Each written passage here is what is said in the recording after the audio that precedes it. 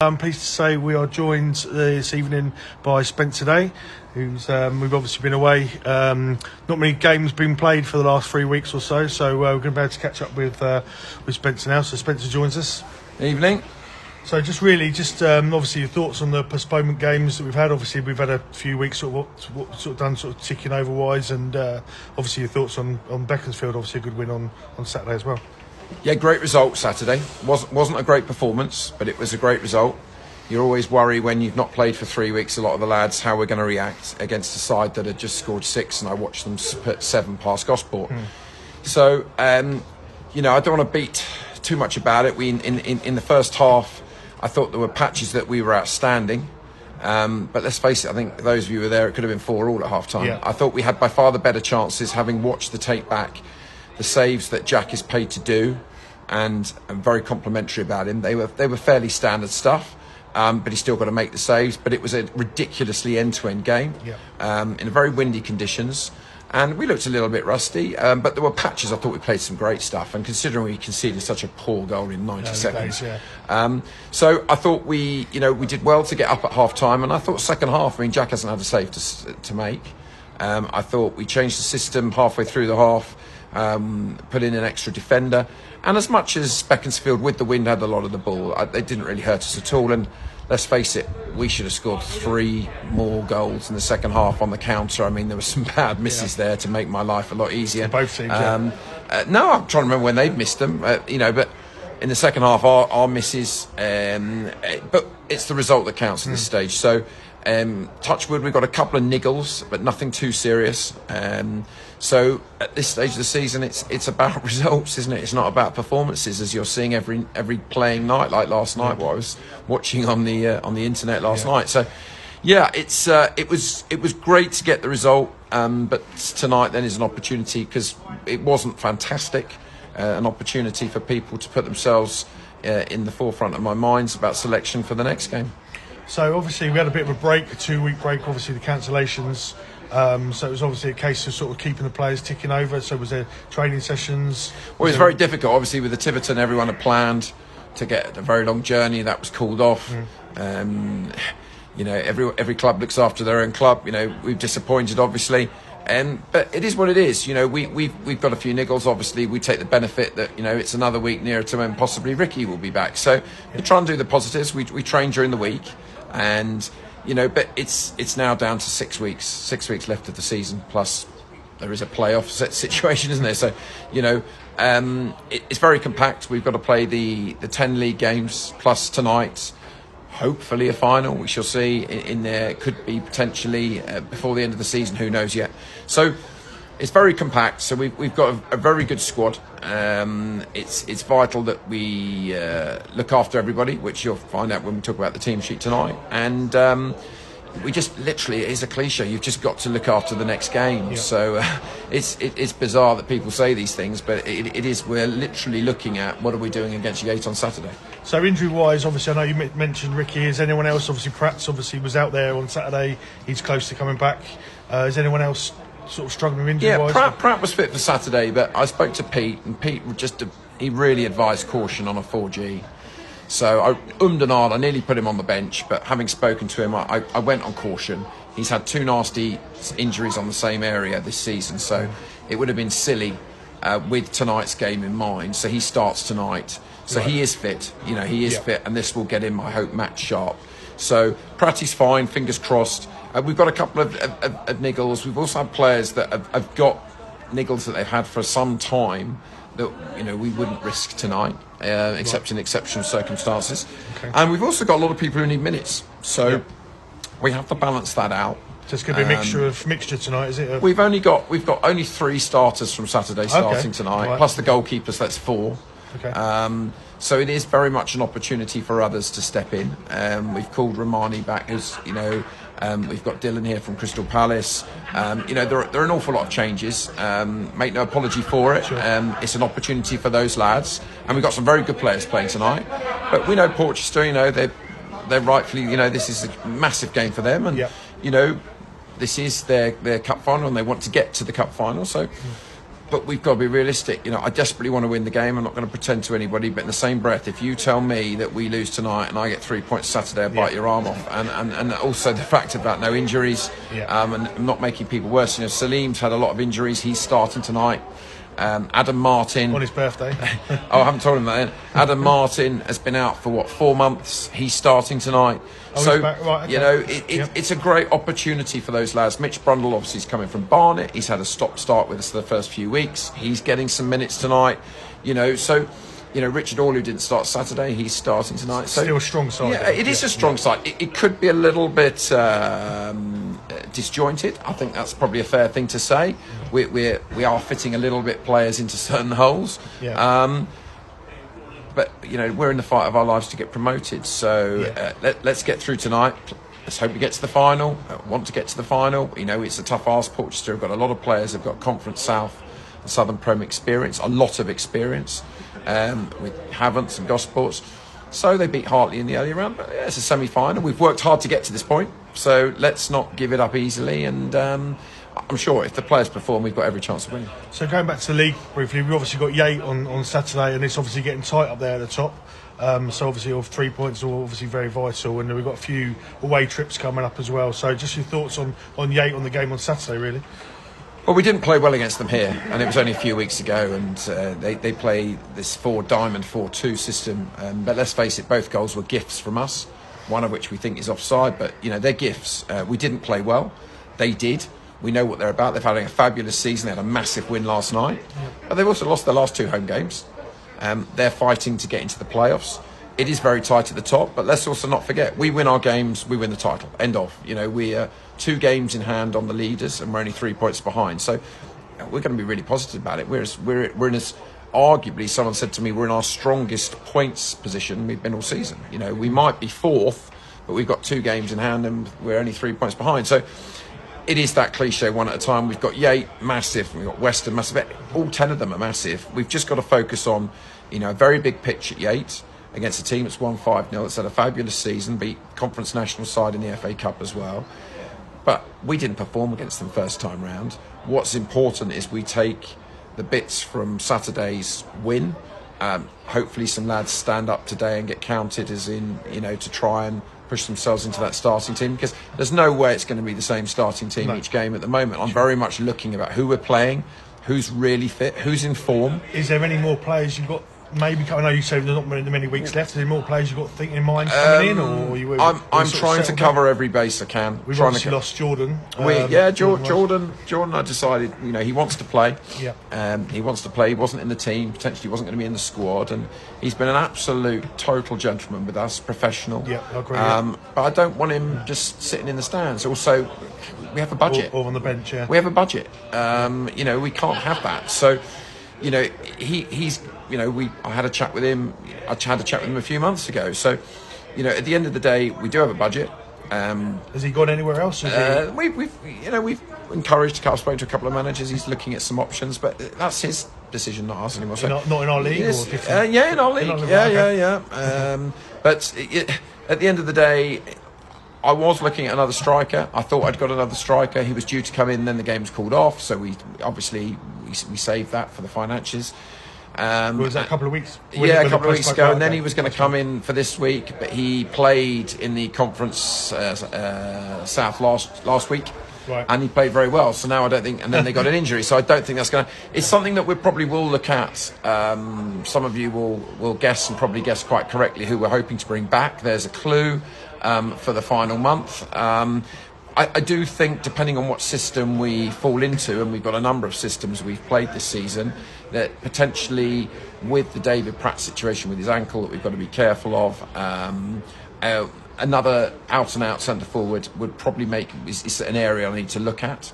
And possibly another defender if that's the option. But I'm not just going to sign him for the sake of it, but we do need to make sure that we try and cover all bases, because once we get past the date late in March, that's it. Yeah. And if you pick up injuries or suspensions or COVID, let's not forget that. Still around, suddenly you're playing in vital games and you're light. So, So March the cut-off, is it? For end of March, or was it? I think it's the 24th. I'll have to double check it. I've got it in my notes, but it's in that region. So we've got 2.5 weeks. So we're monitoring it, working hard on it, but we do have budgets, so we have to look at it. We've got players that we've got out on dual reg, and then we'll see where we are. But it's something that we're definitely monitoring. I mean, you see a lot of clubs. I mean, Hayes have signed 6, 7, 8 high quality players in the last 2 weeks. Western-super-Mare saying they're going to bring away.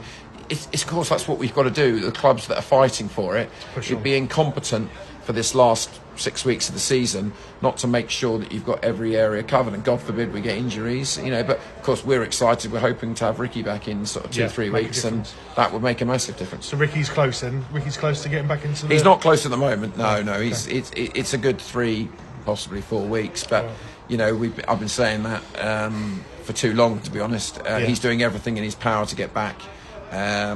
It's obviously incredibly frustrating. It coincided with our dip. I think that's the right phrase. Sure. Yeah. He's a great talker on the pitch. Obviously, we then lost Salim. He's been injured for the last few weeks as well. So he's not been in contention. So just on Salim, obviously he's got connections with Woking. What's the situation with there? Obviously they've had a change of managers. Is the circumstances of Salim still the same? He still stays? He's a contracted player at Woking. He's on loan with us to the end of the season, but it's a recall clause if they want it, because it's gone past 28 days. Right.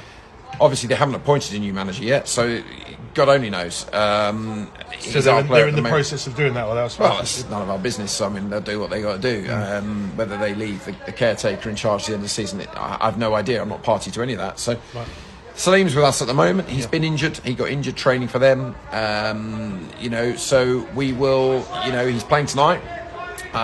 He was only really fit for last Saturday, and certainly not to start a game. So this is a good opportunity again for him to come back, to get some sharpness and get fitness. And let's not forget, he's a very, very young man. So I think you're saying it's his birthday today. I think he's 19 today. Wow, isn't he? So that's crazy. He's a very, very young boy. And then we've got Terrell playing tonight. He's also a very young boy. So we've got a lot of youngsters playing, and we'll monitor the situation to the last second regarding signings, and make sure that we try and cover every base we possibly can. But there's going to be lots of highs and lows.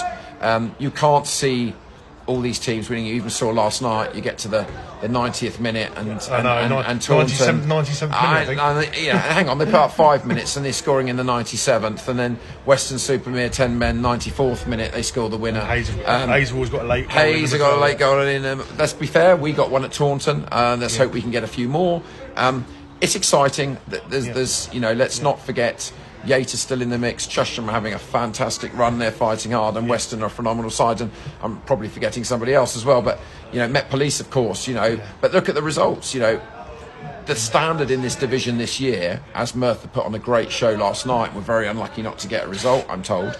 The standard is everyone can beat anybody. So, there's a long way to go. And what we mustn't do is get too excited when we win a game, a la Beaconsfield, or too depressed if we lose a game. And I think it's fair to say, I think we'll win some and lose some in this next 10. I think that's pretty damn sure. And I think that's the same for all the teams in it. And it's reacting and hopefully winning the very, very important games, and seeing where that leads us. But it's very exciting times, no doubt about it.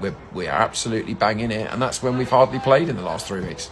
And obviously you made a change to have Sam Deering as captain on Saturday. Is that something that's obviously going to look like it's going to stay with? He's going to have captaincy full time, or is it just... No. We started this season with really 3 captains. CJ as the club captain, and I had Jordan and Richard as team captains. I was very keen. I've obviously had CJ a very long time, over many years. Played in many different positions. And I wanted him to focus very hard on that centre-half partnership with Jack Bull, and wanted to take that pressure off him. I also wanted to put some pressure on Sam to lead the team. We know how good a player he is. He's one of the very best players at this level, and should be. He has a great season so far. And I think by his own words, he's not been as good as he should have been in the last 4 to 6 weeks. He's missing his mate, that's no doubt, in the park. And so you want to put pressure on. So what we do have is a cliche. We've got such a big group of leaders here that are talking, the WhatsApp group behind the scenes, the work we put in, and that's what you want. You want to have 7, 8, 9 leaders that could all captain the side. So, Sam was the captain on the day. Quite simply, if Richard's starting in the team, he'll be the captain, But I said we've got so many options there, and I don't actually think it's that important. So Richard captains the side tonight? Richard captains the side tonight. Sam is on the bench. He's, He's desperate to play. I mean, it's been an absolute yeah. nightmare today. I mean, I put out notices a couple of days ago, and everybody wants to play. They don't want to look at the fact we've got a massive game on Saturday against the team that beat us up here last time. They just want to play football. Yeah. It just is, you know, you joke kids. You know, people say, I think I've got about 30 kids. You know, it's so they're going to be chomping in your ear to get on at some point. They all want to be playing. They all want to be playing, and you know, to me, I don't want to get injured. I want to win the game, but in the same breath, I need to beat Yates. Then, of course, it makes it more complicated. We haven't played that much, so could you keep more of the side together because we haven't played that much? But the balancing act is unfortunately, this is the 11th least important game left of the season as it stands today. Sure. And we need to focus on what we're doing. And can you imagine if Sam Deering starts or John Anunga starts and got injured? Yeah. I mean, Disaster. come on, fellas. Disaster. You know, I just can't do it. Disaster. But obviously that result on Saturday was a big result. Obviously Beaconsfield on their home pitch are hard to beat. So that win obviously puts us in good stead. And obviously we're still there and we're still fighting and we go again on. We're better than that. Not only are they hard to beat, they've been smashing teams on their home pitch. Let's not get away from it, smashing them, 6s and 7s. You know, we're not just there or thereabouts. We are right in this. You know, we've had a little bit of a dip. You find me a team that doesn't have a dip at a part of the season. We're playing in a massively competitive division this year. It is really, really strong. And we are 3 points off top with 2 games in hand. We've got 6 weeks left of the season. We're not just in it, we are right in it. And it will come down to very small margins. We need the players to perform. They know each other well. And the supporters as well. We need the support there. Every game is a cliche cup final. It's very exciting. You know, and we should embrace it. And what will be, will be. And, you know, we're hopeful. There's some fantastic teams in it. And as you can see what happens in the 97th minute last night or the 95th minute, or remind you at Truro in the 92nd minute. Anything can happen, and a lot will happen. So we need to keep cool heads, get the selections right, and as I said, you've got to look hard on that, what we're going to do each time. Play the players in form. Don't overplay players that aren't quite right at the moment. And look at Fernandez coming back. You know, people would have said to me 6 weeks ago he was done as a Farnborough player. Yeah, we thought he'd gone off to Leatherhead, yeah. And that was the end of that. Yeah. He's come back from there, and arguably he's been one of our best players. So, you know, you know, and what I need is the players to step up. You know, and this is a great opportunity tonight for a number of players, a large number, as I said, with only 3 outfield starters, to step up and go, Gaffer, I should be in that starting 11 Saturday, because we weren't brilliant last Saturday. As I said, the fight and the organisation was brilliant. But they got a chance tonight to prove themselves. They got a chance tonight against decent opposition, and if we're not on it, we'll get knocked out. So let's enjoy. And just quickly, obviously with the crowds, obviously we've taken some good crowds home and away. The away support's been immense. We just need to keep that up, obviously, we've got a few away games coming, and it's always been a good support, and obviously that makes a difference to the team, knowing that the support's there. And I think we've got one of the biggest away fans that we've taken this season, and obviously they've travelled, spend their money, they travel far, and they've got to keep coming. So well, I think you've got to be realistic. 90% of the crowd on Saturday was Farnborough away. That's what it is. You know, I was there watching Beaconsfield when our game was off the week before. You know, did they have 60 people there? You know, the fans are absolutely phenomenal.